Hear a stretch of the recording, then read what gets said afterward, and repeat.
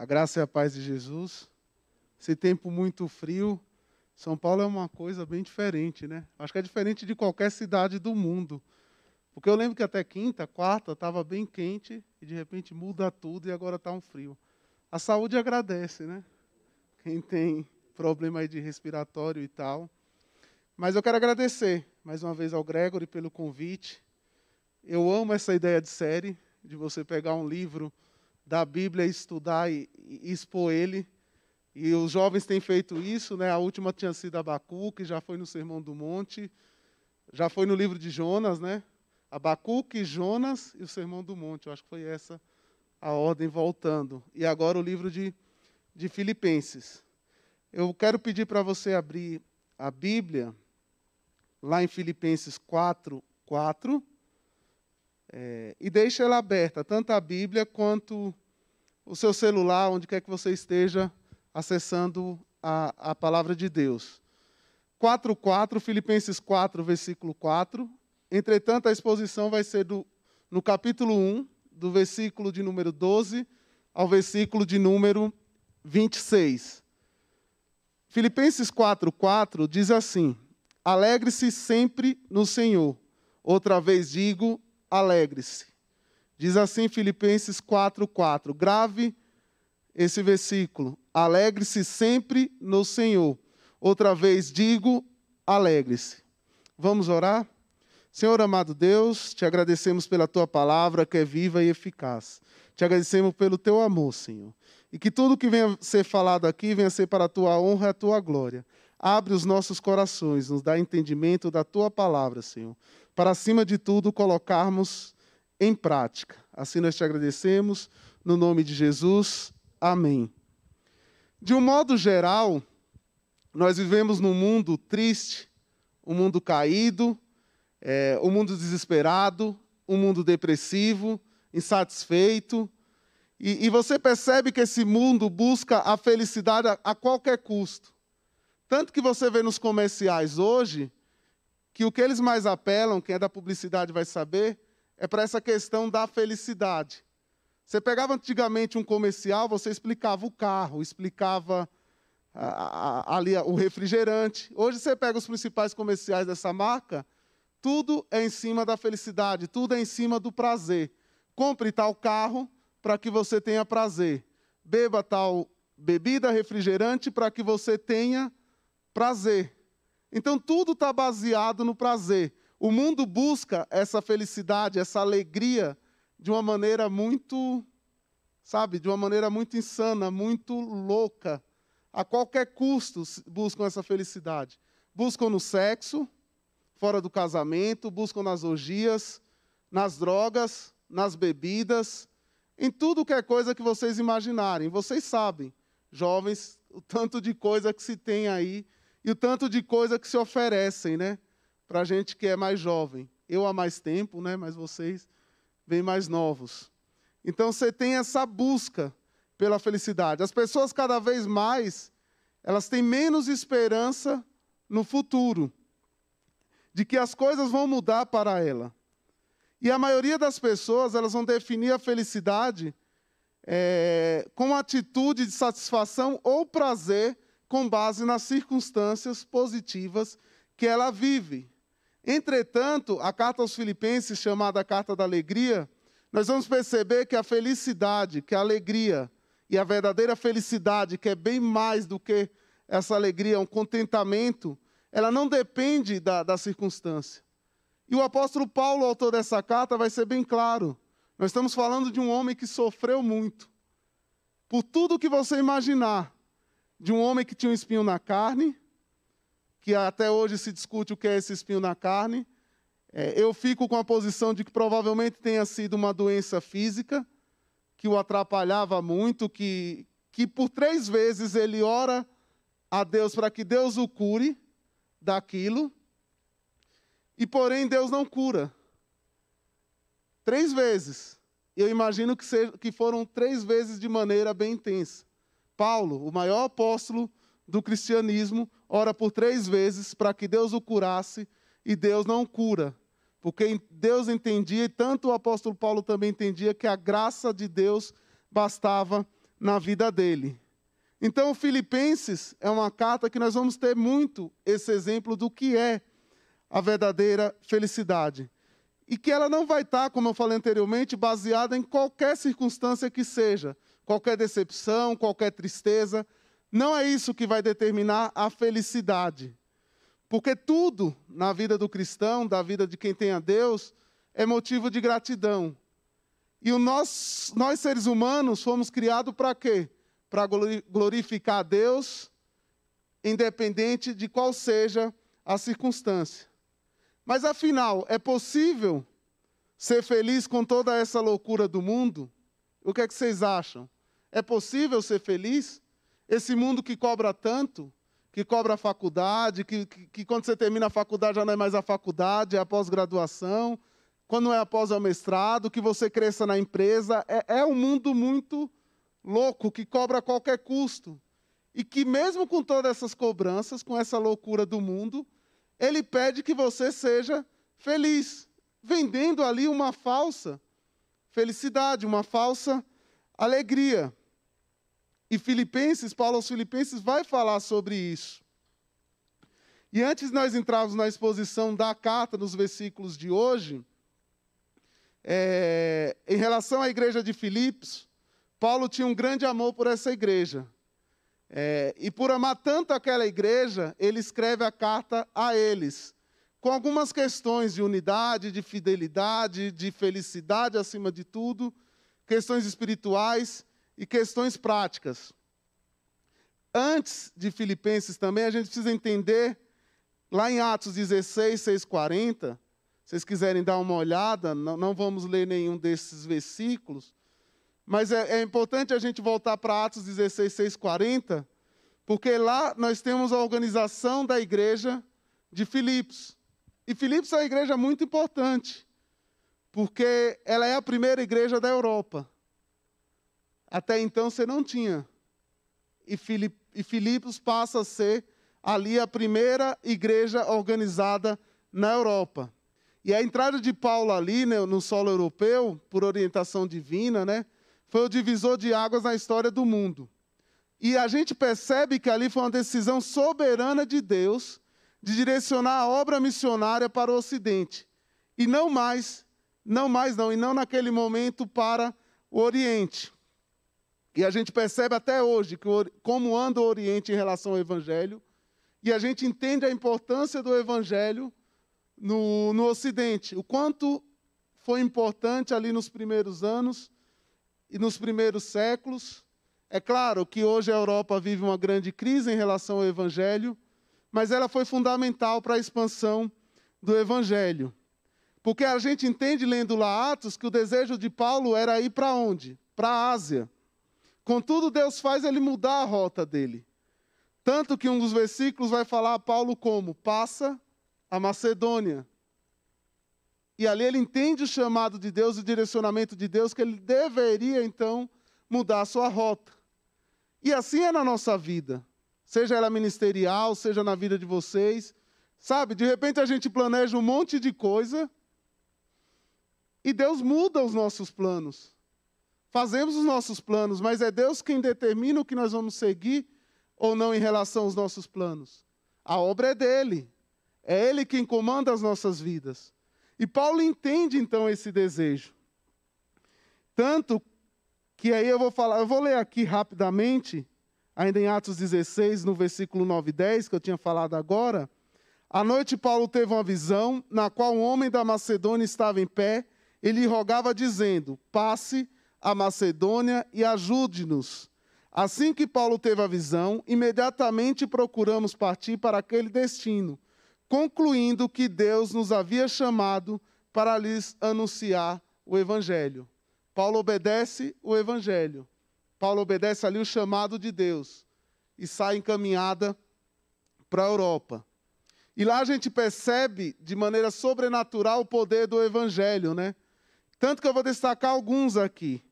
Lá em Atos, a gente tem Atos 16, 13 e 14, a conversão de Lídia.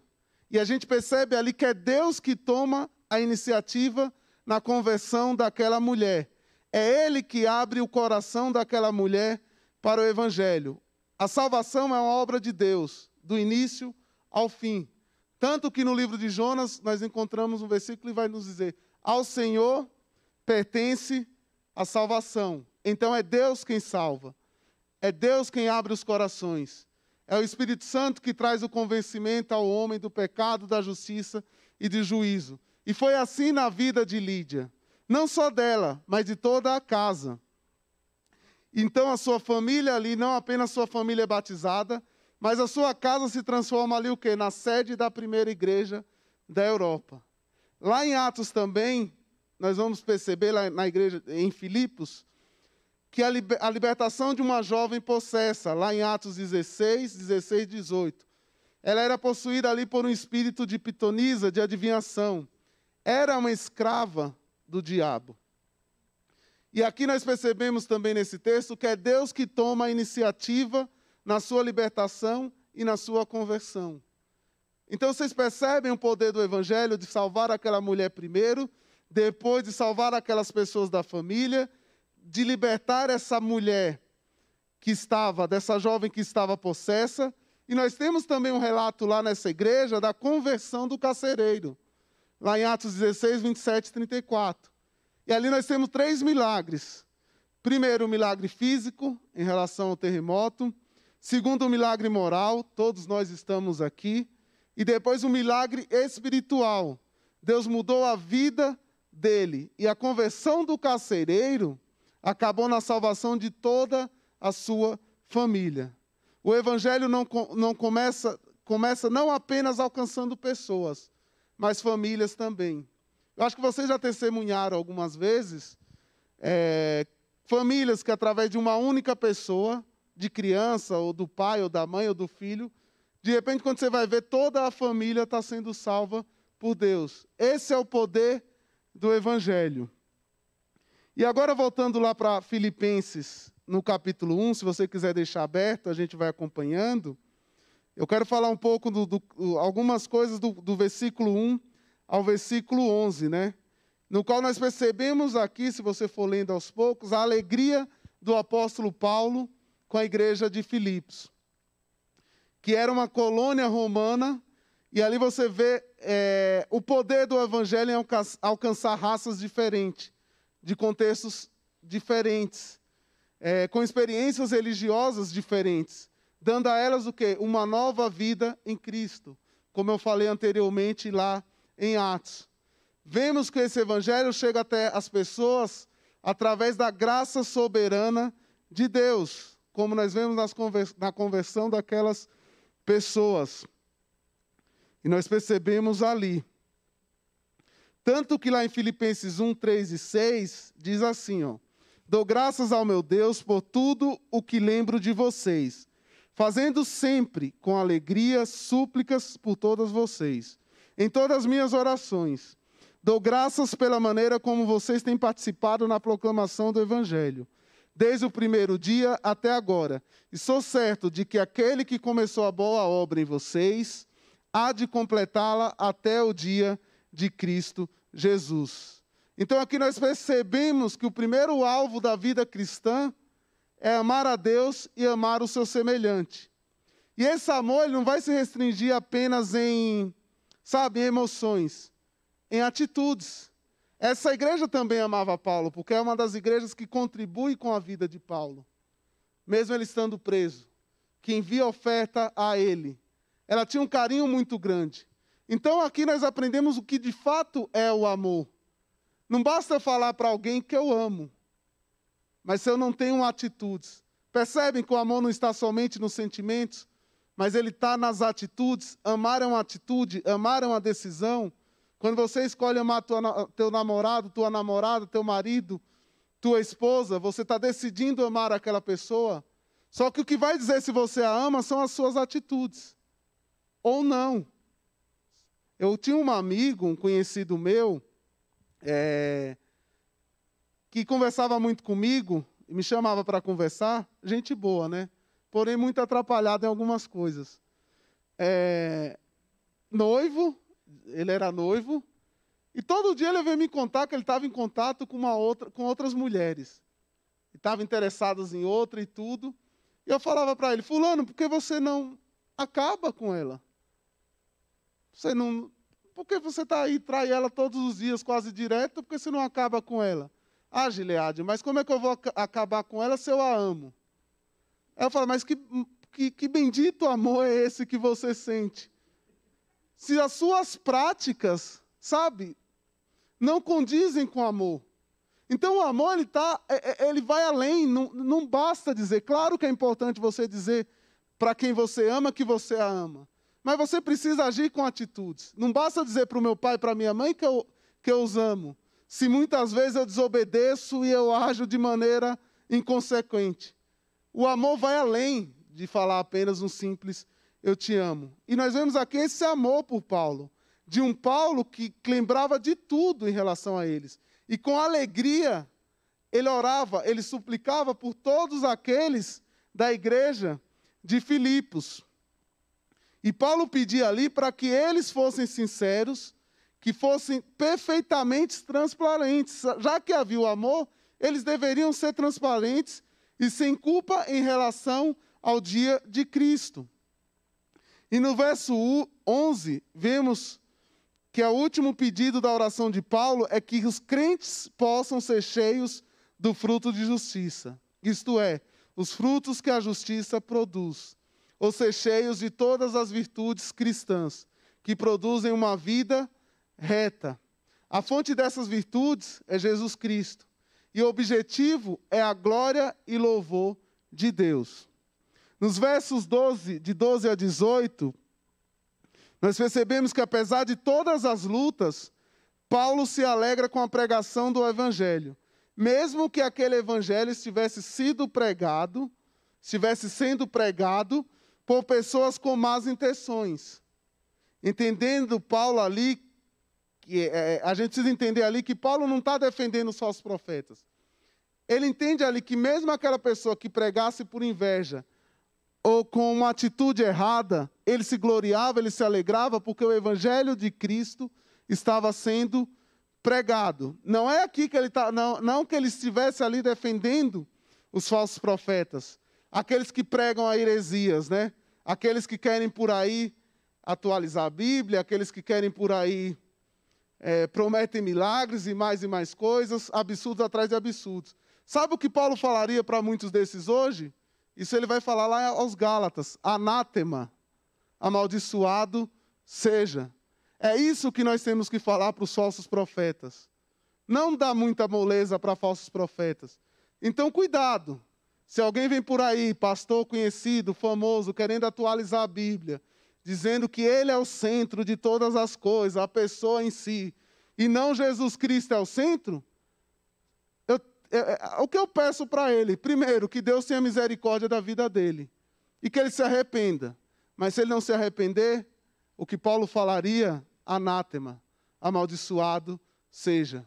Então a gente precisa entender que é um Paulo que se alegra com a pregação do Evangelho, mesmo que a intenção de quem estivesse pregando muitas vezes fosse errada.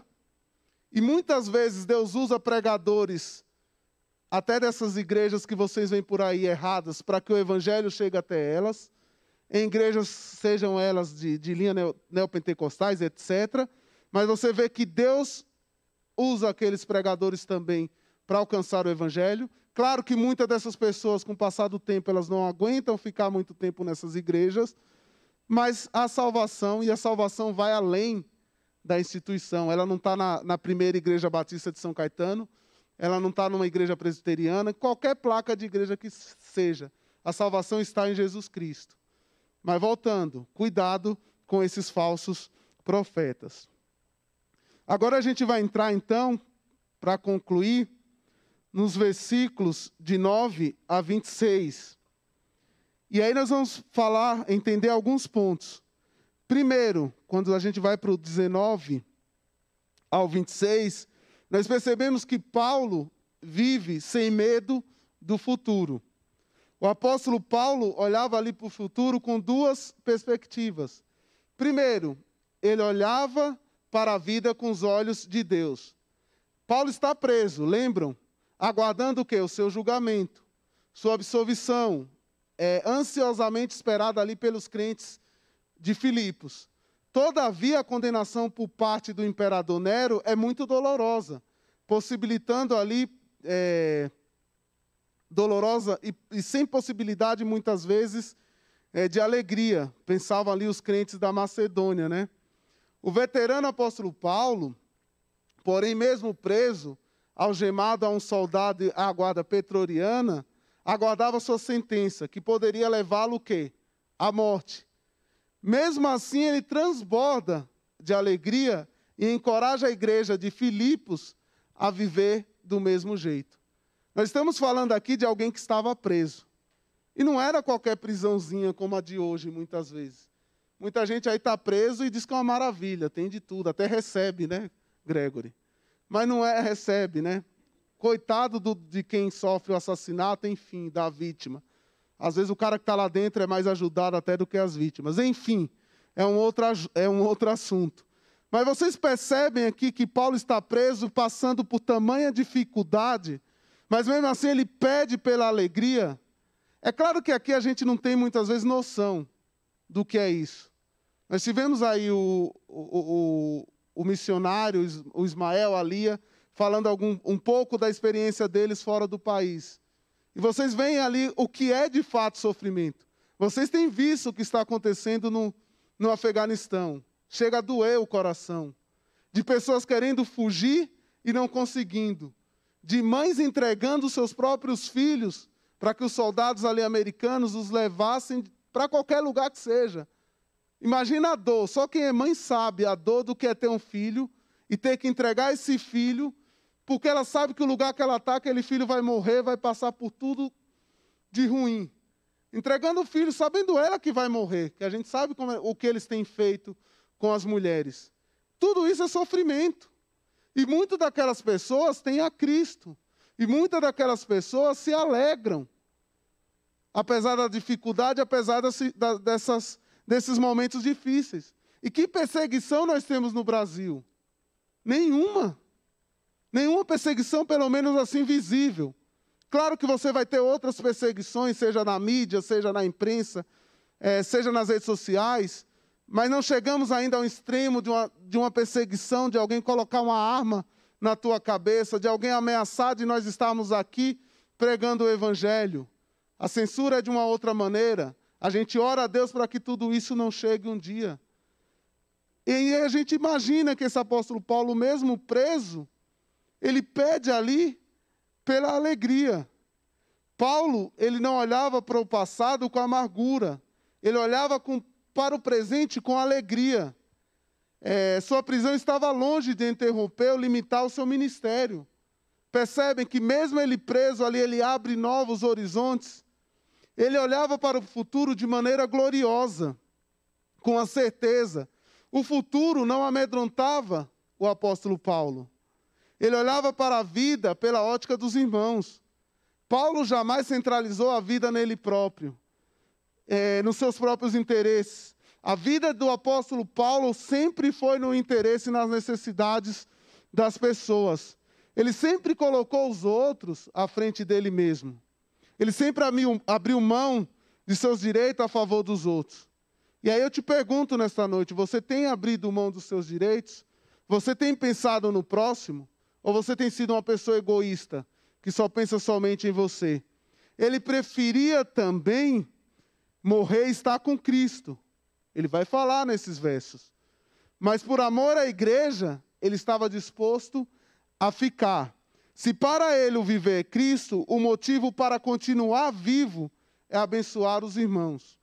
Ele não pensava ali em aposentadoria, enfiar-se ali num pijama e comprar uma cadeira de balanço e sentar na frente da TV, se fosse hoje assistindo Netflix, Amazon Prime e tantas coisas, tantas séries, o dia inteiro, comendo aquele salgadinho bom lá.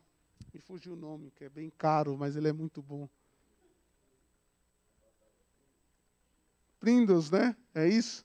Eu sou mais humilde, eu como a outra, Ruffles. Então, é um pouco mais barata. Mas ele não, sabe? Ele pensava nas pessoas. Ele estava pensando na igreja. Paulo ali não estava pensando em sair de cena. e buscar no recolhimento para cuidar de si mesmo. E você tem muitas pessoas hoje que querem abrir mão de tudo. Vou cuidar da minha vida, eu não quero saber dos meus parentes, eu não quero saber dos irmãos da igreja, eu não quero saber dos meus familiares. Dane-se eles, a vida é minha, eu faço como eu quero. Não, a vida do cristão não é assim. A vida do cristão deve ser se preocupando com o próximo. Foi para isso que nós fomos salvos, para praticarmos as boas obras, como Paulo vai falar lá em Efésios 2:10, que já foram preparadas de antemão para que nós andássemos nela. É assim que nós temos, é nessa ótica do apóstolo Paulo que nós temos que viver a nossa vida, pensando cada vez mais no próximo. Paulo também é alguém que não tem prazer no sofrimento. Ele acredita que o seu sofrimento é essencial. Ele acredita e confia na libertação por duas razões. Uma humana e outra divina. Ele entende que pela provisão do Espírito Santo, ele será colocado em liberdade. Mas essa ação do Espírito Santo, ela vem com a resposta da oração daquela igreja. Ele entende que a provisão do Espírito Santo vai revesti-lo, fortalecer na sua vida, de tal forma que não lhe faltará o quê? Coragem, e nem que seu testemunho próprio seja prejudicado. Independente do que iria acontecer com ele, ele sempre estava alegre. Tanto que no verso 20 do capítulo 1, ele vai dizer o quê? Minha ardente expectativa e esperança é que em nada serei envergonhado, mas que com toda ousadia, como sempre, também agora, Cristo será engrandecido no meu corpo, quer pela vida, quer pela morte. Paulo é um homem que o quê? Está sempre olhando para o futuro. Nosso viver será em Cristo. E se a gente não viver a Cristo de uma maneira que o glorifique, porque o nosso corpo é a habitação de Deus, a nossa vida de nada valerá. Não basta viver bem. Paulo entendia isso.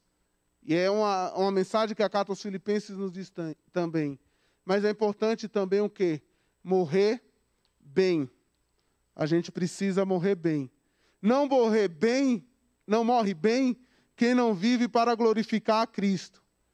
Paulo deseja o quê? Ardentemente glorificar a Cristo em sua morte, como glorificou na vida. Não pode ter uma morte justa quem viveu como um ímpio. Não pode glorificar a Cristo quem na morte não glorificou a Ele na vida. Tanto que no 21 ele fala, porque para mim o viver é Cristo e o morrer é lucro. Paulo não tem apenas expectativas, ele tem razões ali o quê? Convincentes, pois deseja glorificar a Deus tanto na vida quanto na morte. Ele explica aqui que tem expectativa de glorificar a Cristo na vida e na morte. Para aqueles que não creem em Deus, a vida sobre a terra é tudo que existe. Então é natural as pessoas por aí quererem sempre ter tudo, querendo levar essa vida muito louca, atrás de dinheiro, atrás de prazeres e de poder. A alegria dessas pessoas estão baseadas nessas coisas. Como eu falei no início, são alegrias passageiras. Você vê que o homem está buscando a todo sentido, né? Essa vida de felicidade, essa vida de alegria. Você vê os filósofos por aí tentando dar explicações desde os séculos passados, desde antes de Cristo, procurando entender o que é a verdadeira felicidade. Você vê muitas vezes a própria psicologia tentando ali nos sentimentos mais profundos da alma, desejando muitas vezes trazer uma razão para a vida. Eu não estou aqui fazendo uma crítica à psicologia nem à filosofia, porque são áreas muito importantes, são ciência. E a Deus pertence toda a ciência. E são muito úteis, são profissões muito úteis. Mas muitas vezes nós só vamos sentir, de fato, o que é a verdadeira felicidade quando nós temos a Cristo. Quando nós entregamos a nossa vida a Cristo. Porque Deus pôs no coração, Eclesiastes vai falar do homem, esse desejo pela eternidade. E as coisas temporais e terrenas, elas não podem satisfazê-la.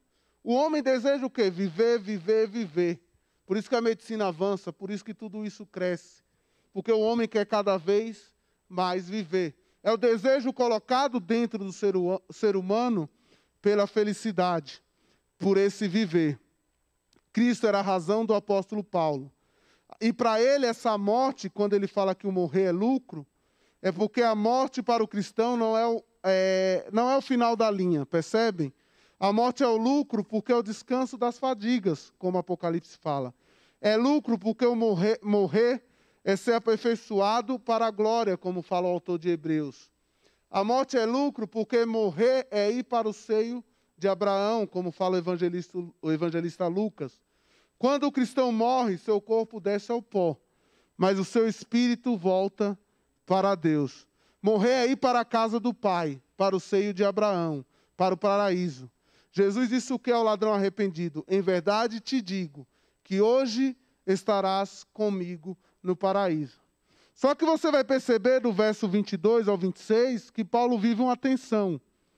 Porque ele ele vive essa tensão, ele está dividido ali entre a vida e a morte. E ali é como se tivesse na cabeça dele o que escolher. Ele sabe que o viver e morrer, ele sabe que o morrer é lucro. Mas, entretanto, se viver na carne traz fruto para o meu trabalho, já não sei o que hei de fazer, de escolher, ele fala no verso 22. No 23, ele aponta o seu constrangimento de desejar partir. Ora, de um e outro lado, estou constrangido, tendo o desejo de partir e estar com Cristo, o que é incomparavelmente melhor. Todos os cristãos vivem essa tensão, todos, porque a nossa pátria é do céu, nós somos peregrinos na terra.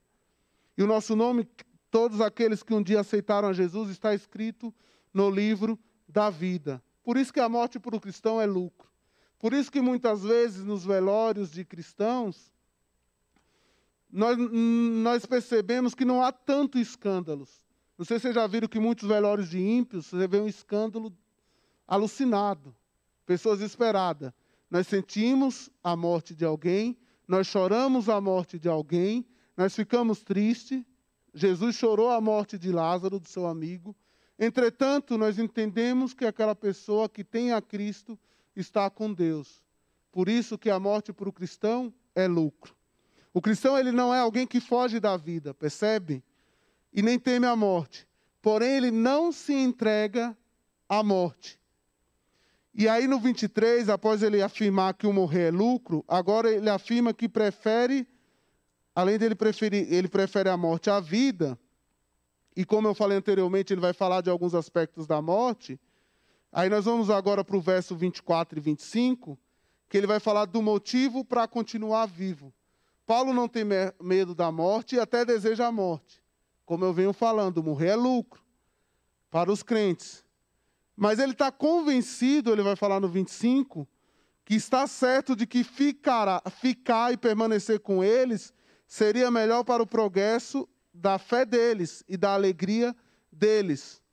Paulo tem a convicção de que ficar e permanecer com aqueles irmãos era melhor, então viver era melhor. O cristão, ele ama a vida. Ele é um cidadão de dois mundos. Ao mesmo tempo que ele luta para a implantação do reino de Cristo na terra, ele sabe que sua pátria é no céu, mas ele precisa entender que ele deve desejar a vida, sempre desejar a vida. Cada um nasceu com um propósito no mundo. Ninguém nasceu por um acaso. Eu não nasci por um acaso, nenhum de vocês que estão aí, que assistem pela internet, nasceu por um acaso. Todos nós viemos ao mundo com um propósito. Desde pregar o evangelho, aqueles que pertencem a Cristo, a cuidar dos nossos familiares, a cuidar dos nossos filhos, aqueles que são pais, a cuidar do casamento. Então, há um propósito na vida, nessa vida de alegria. Por isso que nós não devemos, de maneira alguma, desejar a morte. De maneira alguma. Nós podemos desejar ser arrebatados, mas a morte não. Por mais que você esteja ali com seus 90, 100 anos, mas nunca deseja a morte. Você tem um propósito na vida. A morte pertence, a Deus, É Deus quem te tira deste mundo. Então pertence a Ele. Cada um tem um propósito na vida. Lembre-se sempre disso. Você tem amigos, você tem familiares, você tem coisas, você tem sonhos. Então não queira a morte. Não queira tirar a sua própria vida. Antes de estar orando para encerrar, eu confesso que Deus tem me ensinado cada vez mais a entender o que é essa vida de alegria. Em 2016, eu acho que muitos de vocês sabem, eu fui diagnosticado com a depressão. E para mim aquilo era muito louco, porque eu parava toda a minha vida. Imagina você, um sujeito bem ativo, que gostava de estudar, gostava de trabalhar, ter que parar toda a sua vida por causa de uma doença. Aquilo me deixava mal, afastado de emprego, de tudo. E era uma dor tão terrível, a depressão tem essa dor terrível. E eu sei, talvez, que você esteja passando por uma depressão, seja ela profunda ou menos profunda, independente do grau, você que assiste pela internet, aqui. Eu tenho uma ideia do que é. Eu tomei todos os remédios que vocês imaginarem relacionados à depressão.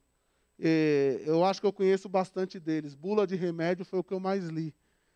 Mas, ao mesmo tempo, apesar dessa tristeza que eu sentia profunda, foram momentos que eu comecei a ler e buscar mais a palavra de Deus. E aí eu encontro na palavra de Deus, nas doutrinas da graça, que eu precisava viver. Porque a vida é preciosa, porque a vida pertence a Deus. Tentei e pensei por algumas vezes em suicídio. Numa delas eu já tinha planejado tudo. Eu vim à igreja, estava decidido, eu lembro que eu fui ao banheiro e estava decidido a tirar minha própria vida, seja na Avenida Goiás, na época com o primeiro caminhão, ônibus que aparecesse. E o interessante é que nesse dia o pastor Neto estava pregando sobre a vida. E eu lembro que no corredor ali eu desabei.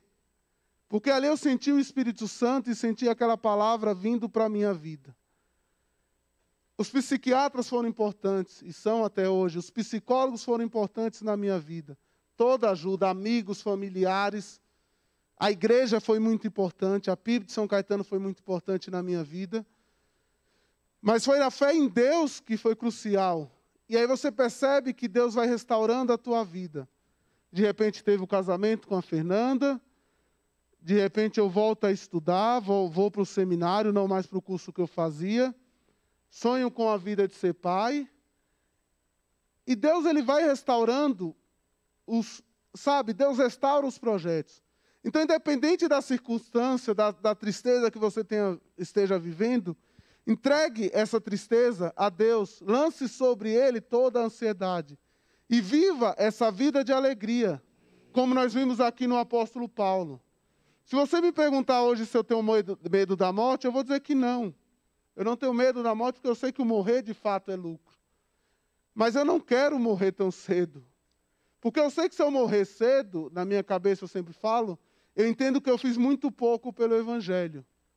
Eu não retribuí tudo que Deus tem feito na minha vida. Claro que se Deus quiser levar, Ele vai levar. Mas meu pedido é, Deus, me dá condições, me dá saúde, para que eu tenha mais anos e para que eu pregue cada vez mais o Teu Evangelho. Porque eu entendo que eu não fiz nada.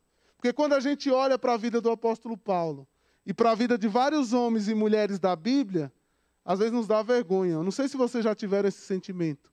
Quando você lê a biografia de muitos missionários aí ao longo da história e que muitos missionários fazem hoje, às vezes eu paro, meu Deus, eu não fiz nada pelo Evangelho. Fazemos tão pouco. Mas é para isso que nós somos chamados, para glorificar a Deus. É para isso que vocês foram chamados, para glorificar a Deus, para viver. E viver acima de tudo uma vida de alegria. Não é fácil, eu não estou dizendo aqui que é fácil, porque lembra que eu falei no início que tudo é muito louco e de que esse mundo cobra tudo de uma maneira muito sana. É o mundo que quer que você seja o melhor funcionário, que você tenha as melhores formações, que você tenha ali o melhor carro, a melhor casa. É tudo muito louco, mas a felicidade de vocês não deve estar baseada nessas coisas. A felicidade de vocês deve estar baseada em Cristo. Independente de qual seja a circunstância. Independente da não formação numa faculdade que você queira. independente do desemprego, da doença, do câncer, da dor, independente do que seja, alegre-se sempre no Senhor. Alegre-se sempre, como Paulo fala a sua carta aos Filipenses. Por 16 vezes, vocês vão encontrar a palavra alegria na carta aos Filipenses. Então, para encerrar, é isso. Deseje sempre a vida. Sempre a vida. Nunca deseje a morte. Entregue todas as suas ansiedades a Cristo. E tenha uma vida de felicidade. Uma vida de paz. A paz que Paulo fala na própria carta aos Filipenses. A paz que excede todo entendimento. Pois é ela que vai guardar a nossa mente e os nossos corações em Cristo Jesus. Queira sempre a vida. Estudem o livro de Filipenses. Venham nas séries. Participem do lendo juntos na palavra. Não deixa de estar, só invertir.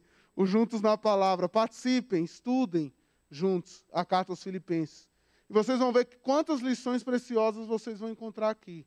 Vocês perceberam, só em um capítulo, e nós fomos resumindo ainda, a tamanha alegria do apóstolo Paulo em relação à sua vida. Um cara que estava preso, passando por sofrimento. E vocês vão ver também nos demais capítulos, no 2, no 3, no 4, que serão expostos nos meses seguintes aqui no Palavra ao Vivo. Vamos orar? Senhor amado Deus, soberano, Criador dos céus e da terra. Te agradecemos pela tua palavra que é viva e eficaz, Senhor. Te agradecemos pelo teu amor, pela tua misericórdia. Sabemos que os dias são difíceis, sabemos que esse mundo nos cobra muito, Senhor. Sabemos que tudo é muito cobrado. Sabemos que é uma ansiedade muito grande muitas vezes em nossos corações. Muitos medos, muitas tristezas, mas aprendemos que nós devemos nos alegrar em Ti. Porque sabemos que ao Senhor pertence toda a felicidade. E sabemos que só é possível ser feliz quem tem o Senhor no coração, Senhor. Obrigado, fortalece a vida de cada um aqui. Daqueles que entraram tristes, Senhor, por algum motivo. Seja ele de luto, seja ele de depressão, de doença. Alegre, Senhor, a vida dessa pessoa. Dá entendimento a ela, Senhor. Dá paz ao coração dessa pessoa, Senhor. Abre o coração daqueles que escutaram essa mensagem, Senhor, e ainda não têm o Senhor como único e suficiente Salvador. Que eles o recebam, que eles o aceitem como único e suficiente Salvador e Senhor das suas vidas. Obrigado por tudo. Obrigado pelos jovens da PIB, pela liderança, por todos que aqui estão presentes, que nos assistem, e todos aqueles que, de uma maneira ou por um motivo, não pôde estar aqui. Te agradecemos por tudo isso. No nome de Jesus. Amém.